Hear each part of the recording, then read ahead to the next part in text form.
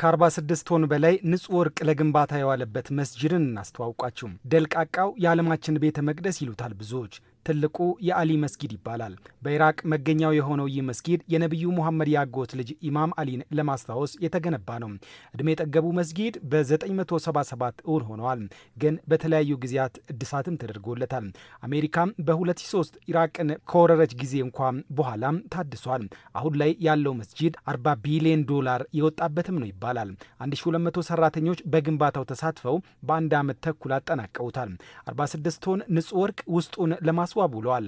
100 ቶን ክሪስታልም እንዲሁም። በውስጡ ብቻ በእጅ የተጠለፈ ምንጣፍ 5727 ስኩዌር ሜትር የሚሸፍን ነው።